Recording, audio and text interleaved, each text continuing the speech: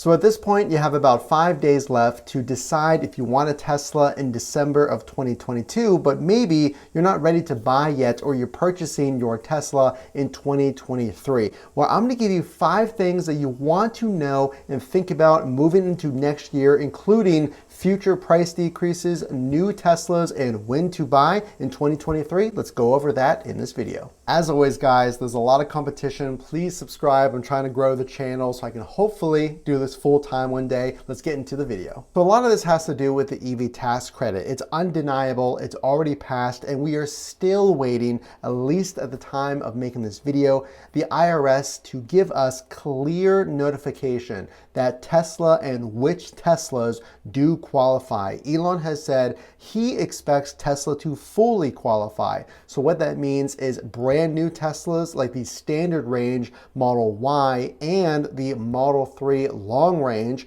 which is currently priced above that $55,000 sedan cap, would now qualify. The long range currently not for sale. We expect it to be in sale next year. Point number 1, the new standard range 4680 battery. Well, Tesla just commented on their Twitter on Christmas that the new 4680 batteries are moving along nicely and at a pace to make around 1,000 cars a week. Now, that may not sound like very much, but again, with this ramping process, that number will exponentially increase. But I want you to think about this. Where do you spend your money? The EV tax credit. We have to assume, at least hope, that Elon is correct in saying that things like the standard range would qualify. So the price is $60,000. So let's do the math together. The rumored price of $60,000 for the standard range, knock off $7,500, and that's what you would get back from the time that you file your taxes.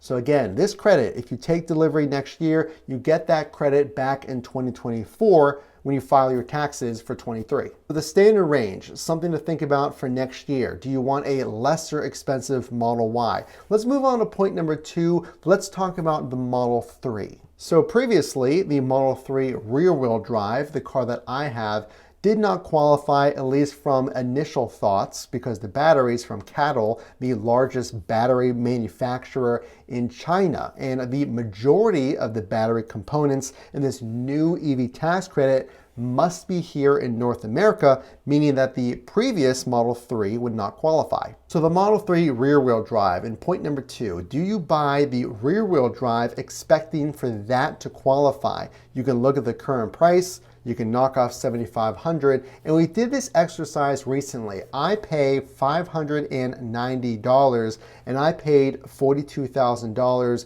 with a lower interest rate about a year and a half ago. So you're gonna be right around those 2021 prices if you do wait until 2023 to take delivery, let's say at least of the rear-wheel drive. So the Model Y standard range, the rear-wheel drive, will that qualify? Let's talk about point number 3. Speaking of Model 3s and point number 3, did you hear about this? A brand new Model 3 revamped version with new exterior and interior design changes is rumored to be coming, and this new project named Project Highland has apparently been in the works for months. I'm gonna give you at the end of the video my thoughts on the size comparison. My brother has a Model Y Performance. Which one should you get depending on the space that you need, the price that you need? Stick around, I'm gonna give you my thoughts on that. The last thing I want you to do is pick up a Model 3 in January or February and get really excited and take it home just to find out that a week or two later, this new Project Highland completely refreshed version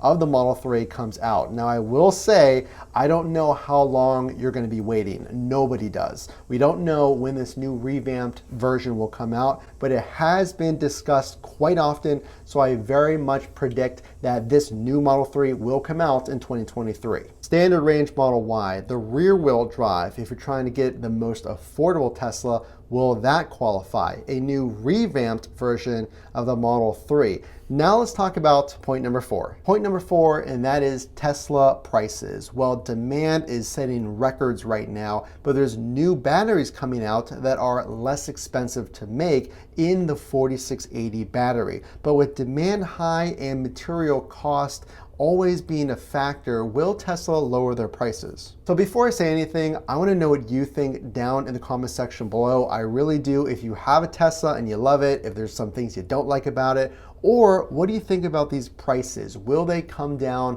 or will you think they go up? Let me know in the comment section below. I will say this, the one thing I'll say about prices is somebody asked me in the comment section, do you think that Tesla will continue this $7,500 credit? And that is an easy answer, no. You're not gonna get another credit, at least for now, on top of the EV tax credit. I think what that was in 2022, as we finish the year, is for Tesla to, of course, have a strong Q4, delivering more cars, and incentivize people who do have orders to take delivery. And also, it's a really good incentive if you still are looking in December, they're throwing in 10,000 extra supercharging miles for free. So will prices go further than that? Will you get another credit? Well, only time will tell. So point number 5, I have some brand new information from an app update I can finally share with you.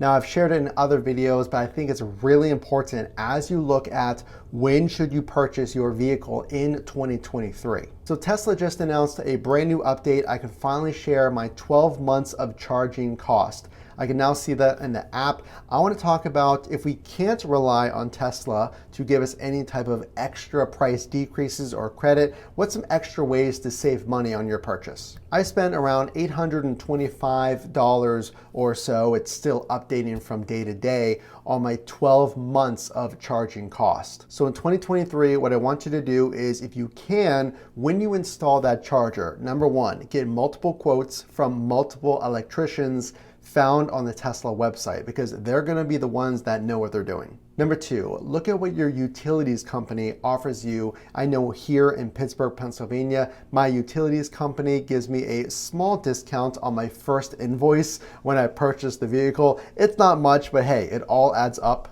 Number 3, make sure to look at what your state offers you. Here in Pittsburgh, Pennsylvania, it has probably tripled since I bought my vehicle.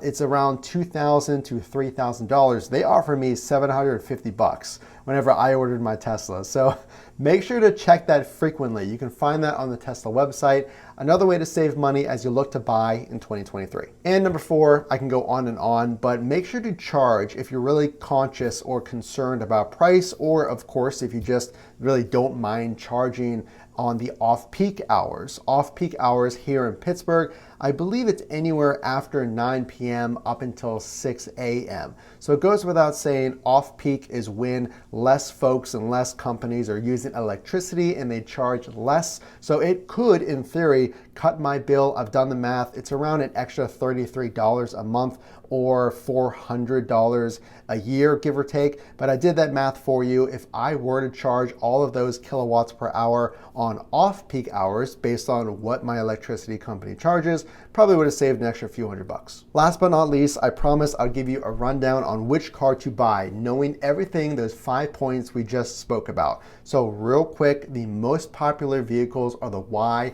and the 3. I have the 3, my brother has the Y. Here's what I'll tell you. I think the 3 is a little bit smoother. Of course, if you want more headroom and especially cargo space. If you're putting in very tall items. Now, I actually had a really good question in the comments section, so make sure to put your questions below on when to buy, what car to buy.